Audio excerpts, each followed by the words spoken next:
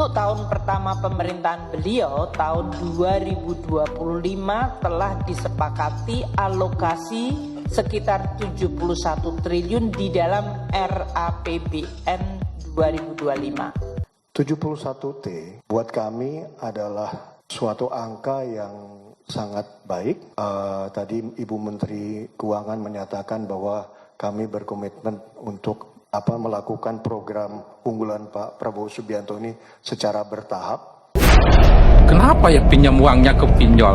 Itu yang saya tidak habis mengerti. Kenapa akhirnya harus pinjam uang ke pinjol? Aneh memang pembenaran, kita disuruh sehat di tengah-tengah farmasi milik pemerintah yang sakit. Dan yang terakhir, melakukan pinjaman online alias pinjol.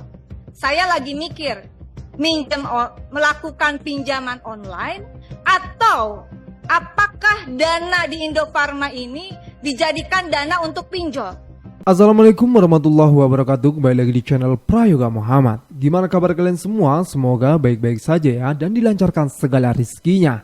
Teman-teman semua, kita akan membahas tentang makan bergizi gratis, yang dimana uang APBN-nya sudah dipersiapkan untuk tahun 2025 mendatang. Nah, di sini Bu Sri Mulyani sebagai Menteri Keuangan mengatakan bahwasanya Rp 71 triliun anggaran makan bergizi gratis di tahun 2025. Nah, teman-teman semua, kenapa ya? Ketika gua mendengarkan anggaran segini banyaknya untuk makan bergizi gratis, kok rasa-rasanya kayak sayang gimana gitu loh. Kenapa nggak untuk pendidikan saja gitu ya? Dimana mengingat banyak juga rakyat Indonesia yang tidak bisa sekolah karena tidak mampu untuk membayar, ya kan? Nah, teman-teman semua, tapi karena memang ini sudah janji dari Pak Prabowo, yang dimana Pak Prabowo mengatakan berjanji untuk memberikan makan siang gratis walaupun diganti dengan makan bergizi gratis di pagi hari. Kalau menurut kalian pribadi bagaimana dengan langkah ini? Oke teman-teman semua, langsung saja kita lihat videonya. Presiden terpilih Bapak Prabowo telah menyampaikan bahwa beliau menyetujui bahwa pelaksanaan program makanan bergizi gratis MBG dilaksanakan secara bertahap. Dan untuk tahun pertama pemerintahan beliau, tahun 2025 telah disepakati alokasi sekitar 71 triliun di dalam RAPBN 2025.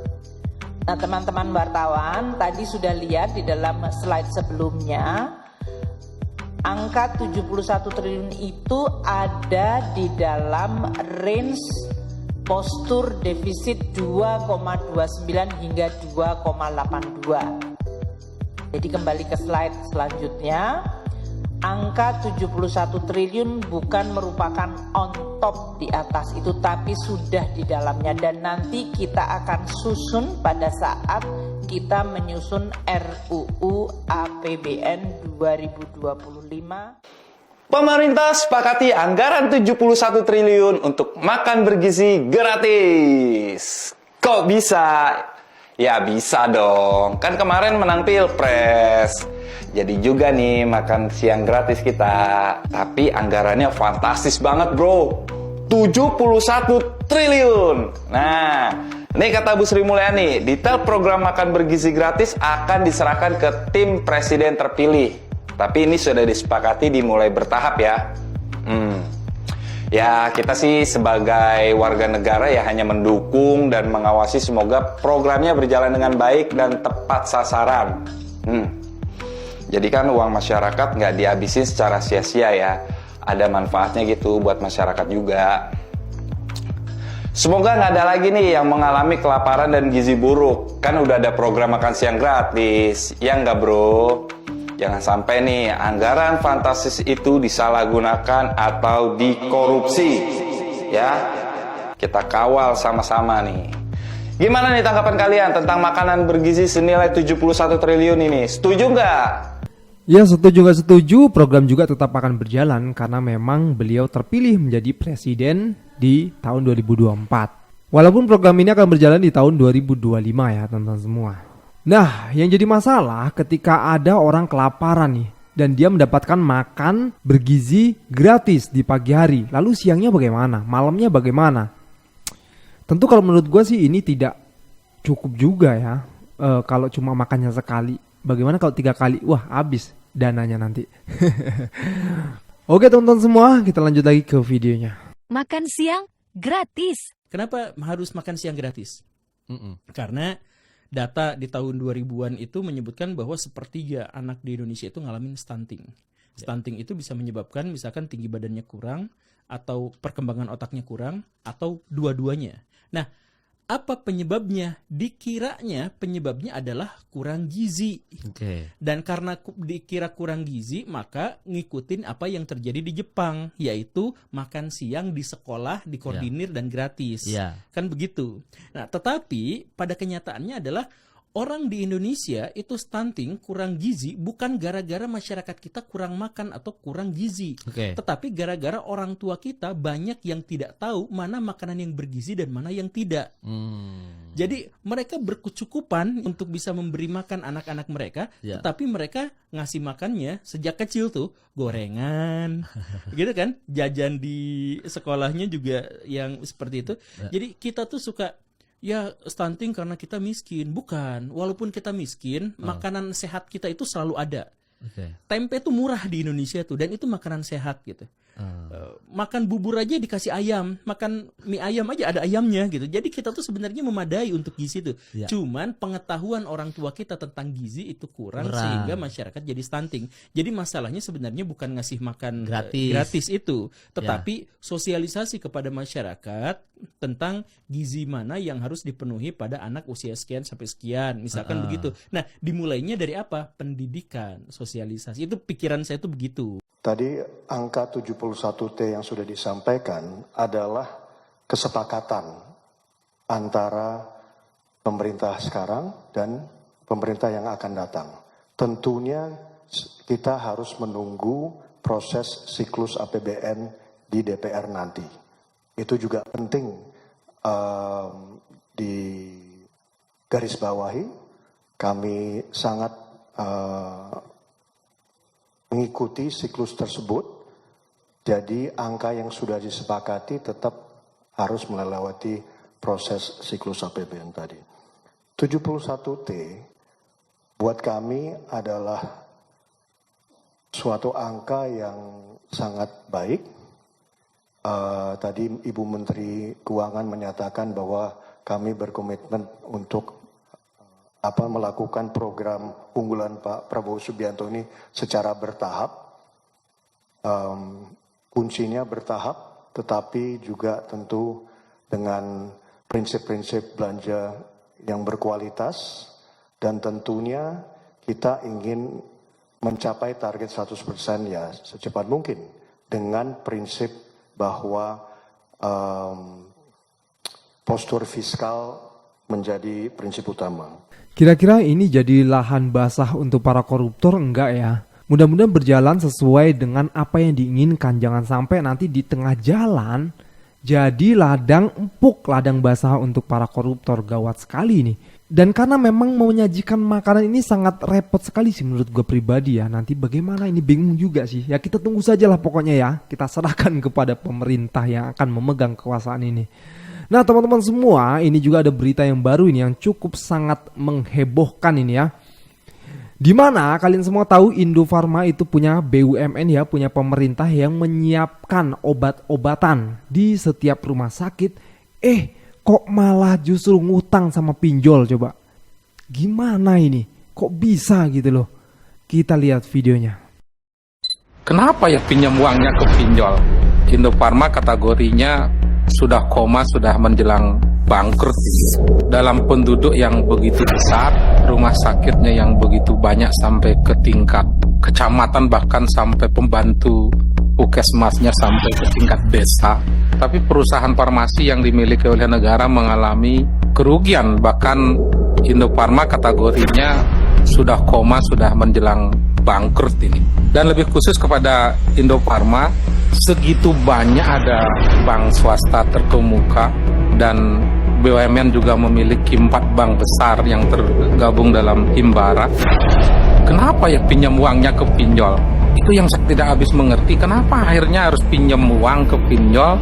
Dan selanjutnya menurut informasi berita yang saya kumpulkan, data sekunder yang saya kumpulkan itu dipakai untuk membuat proyek fiktif. Ini luar biasa. Aneh memang Pak Benan, kita disuruh sehat di tengah-tengah farmasi milik pemerintah yang sakit.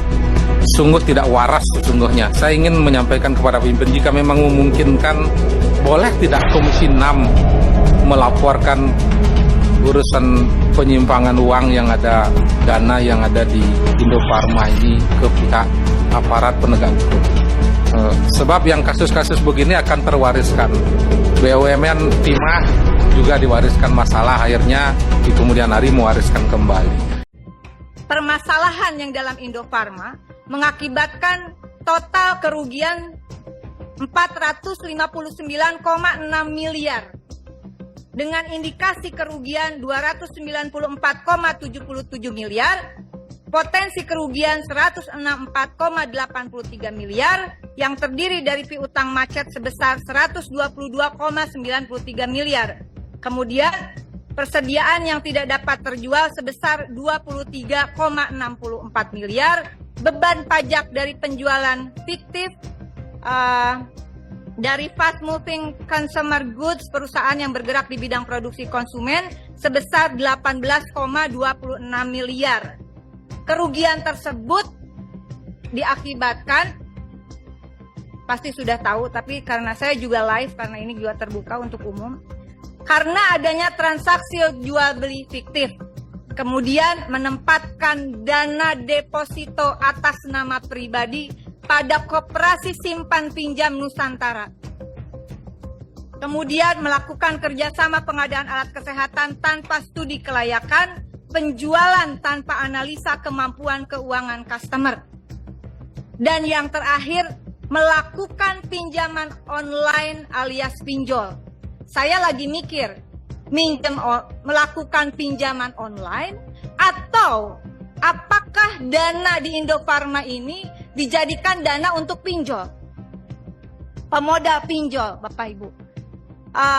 Meskipun tentu ada tata kelola sendiri-sendiri di dalam BUMN farmasi, namun sudah menjadi holding farmasi. Bapak mengajukan PMN sebesar berapa, Bapak? Izin ya pimpinan, 2,1 triliun atau 2,2 triliun. PMN itu sumbernya dari APBN. Dan sebagian dari APBN itu adalah dari dividen. Kecil saja. Terbesar devisa negara itu migas. Yang kedua Bapak itu devisa dari pekerja migran. Dan berikutnya pajak dari rakyat. PMN itu sumbernya adalah pajak rakyat sebetulnya secara garis besar. Oleh karena itu kalau saya secara pribadi, saya merasa tidak bisa menyetujui PMN 2,2 triliun rupiah dengan persoalan di holding perusahaan yang masih berantakan seperti ini. Saya ingatkan berkali-kali, termasuk di forum yang lain. Bikin orderan fiktif, terus titik GPS-nya pura-pura jalan pakai fake GPS, pura-pura pick up barang, pura-pura nganterin barang ke customer, terus dapat duit dari perusahaan karena udah nyelesain pesanan aja udah salah dan ada unsur pidananya. Lah ini, BUMN bikin order fiktif sampai 18 miliar, kenapa didiemin? Total kerugian negara karena kelakuan anak buah dari bos BUMN ini nyampe 370-an miliar dari tahun 2020 sampai 2023. Dan yang lebih konyolnya, bisa-bisanya gitu loh naruh deposito pakai nama pribadi di Koperasi Simpan Pinjam Nusantara sampai 36,5 miliar dan ngajuin pinjol sampai 69 miliar pakai nama karyawan untuk kepentingan pribadi. Terus ada trik bang lagi yang baru ketahuan. Indofarma bikin anak usaha namanya IGM. Nah IGM ngejual barang ke Promedik. Karena Promedik ini nggak sanggup bayar, dia ngejual barang ke perusahaan fiktif. Disinilah piutangnya macet sampai 124 miliar. Dan masih banyak lagi kelakuan bang dari anak perusahaan BUMN sampai akhirnya negara jadi rugi 370-an miliar. Yang seharusnya ngawasin BUMN itu kan Kementerian BUMN. Terus siapa bos BUMN sekarang? Ngapain aja dia kerjanya? Kenapa hal kayak gini bisa lolos dari pengawasan? Dia itu ngejabat dari tahun 2019. Sedangkan kekacauan anak usaha BUMN terjadinya dari tahun 2020 sampai 2023. Selama 3 tahun itu dia kerjanya ngapain? Kalau emang nggak sanggup ngurusin BUMN, mundur sana. Jangan malah cengengesan sok-sokan kaget pas dengar temuan BPK. Dengan total kerugian negara sampai 370 miliar itu, siapa yang mau bayar? Dibayar pakai duit siapa? Pakai duit negara. Duit negara itu asalnya dari mana? Salah satunya dari rakyat yang diperes habis-habisan untuk ngebayar pajak. Beberapa teman gue yang kena PPh 21 dan masyarakat lain yang juga ikut kena PPh 21 kagak rela duit pemerasan pajaknya dipakai untuk ngebayar utang pribadi pakai nama anak perusahaan BUMN. Suruh dia sendiri yang bayar. Lu bayangin aja, orang yang punya penghasilan 500 juta ke atas dalam setahun itu dikenain PPh sampai 30%. Berarti dalam setahun itu ada satu orang yang dipotong 180-an juta buat pajak. Tinggal dikaliin berapa juta orang yang kena potong angka itu. Terus duitnya itu dipakai buat bayar utang pribadi anak perusahaan BUMN. Kagak rela. Kalau emang bos BUMN ini nggak bisa kerja, mending ngundurin diri. Apa lo? Iya sih, bener sih. Kalau nggak bisa kerja, mending mengundurkan diri lah daripada malu. Ya Allah, merusak malah ujung-ujungnya kan. Aduh, ruwet sekali kayak gini ceritanya ya. Kita sebagai rakyat kecil ya cuma bisa nonton doang. Bagaimana tanggapan kalian semua guys? Ayo komentar di bawah ini. Jangan lupa untuk berikan kritikan juga. Sekian dari gua, Prayoga Muhammad. Wassalamualaikum warahmatullahi wabarakatuh.